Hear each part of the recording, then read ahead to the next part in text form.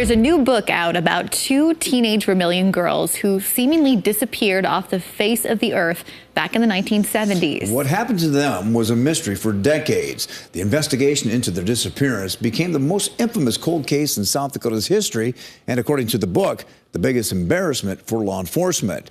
In tonight's Eye on Kettleland, we talk with the author and one of the key figures in the book who says he hopes it gives him and his family vindication.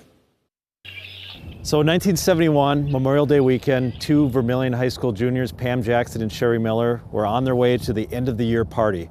But the two teenage girls never arrived. What happened to them was a story shrouded in mystery for decades, and now it's all well documented in a new book written by former Kettleland TV reporter Lou Raguse. It's called Vanished in Vermillion, the real story of South Dakota's most infamous cold case. You might know how this ends, but you have no idea how it happened. There's a lot of stuff in the book that has never been reported anywhere. He knows that for a fact because of all the extensive research of law enforcement files and in-depth interviews he did for his book that took about 5 years to write. In it, you'll find out the sheriff at the time insisted the two girls had run away, and it wasn't long before the case had gone cold. But it was reopened in 2004 when South Dakota formed a cold case unit to begin looking into old unsolved mysteries. The Pam Jackson and Sherry Miller case went to the top of their list, and it wasn't long before this man, David Licken, a local kid at the time of the girls' disappearances, became their #1 suspect. It wasn't until after David Licken had been convicted of rape and was at the South Dakota Penitentiary that they started to think, oh, well, maybe the girls accidentally drove onto his farm. He was 16 at the time, same grade as them. Maybe they accidentally ended up there and he did something to them, and they even blamed his family of trying to cover it up. In 2007, David Licken was charged with murdering and raping the two girls, even though no bodies had ever been found.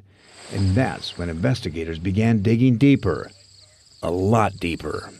They tore up the Licken farm near Alcester from top to bottom, searching for evidence of any kind.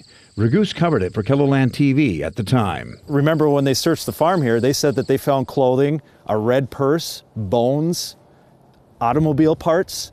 What does that sound like? That sounds like it's evidence that points right to what happened. Raguse has it all well documented in his book and the mistakes that were made by law enforcement. It was just old clothing that they had at the farm, a purse that the kids played with in a playhouse, chicken bones, automobile parts that might have been part of an old refrigerator, actually, not even belonging to a car. The truth. That's exactly why Raguse wrote the book, to set the record straight once and for all.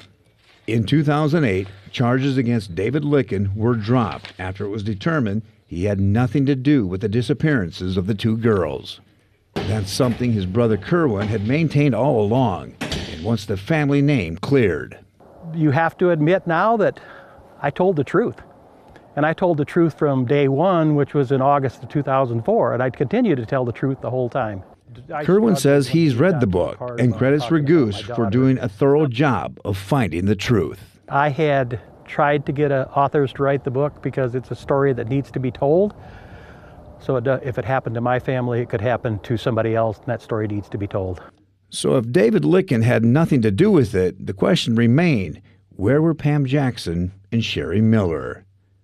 That truth rested in Bruley Creek. You can see how there's kind of like a lower bank. Yeah.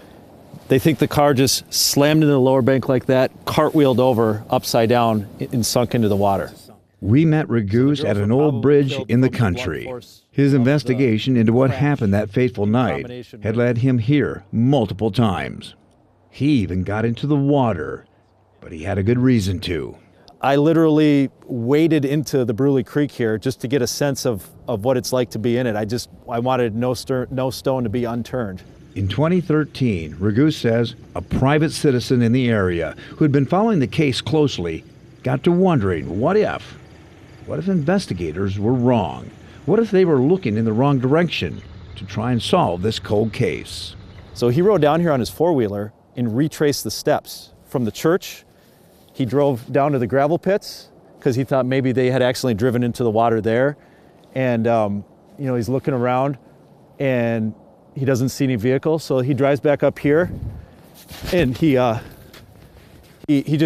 comes up here, and he's looking around. He holds onto his hat and looks down, and he sees 4 tires looking up at him. He literally was here looking for Pam and Sherry, and he found them. Ragu says in his book that's something law enforcement failed to do in all those years. The 1960 Studebaker that the girls were driving the night they disappeared careened off the road and plunged into the water, disappearing out of sight. When investigators retrieved the car, they found the bodies still inside. The cold case from 1971 had finally been solved. The book Vanished in Vermillion is on sale now. It retails for $18. An incredible story.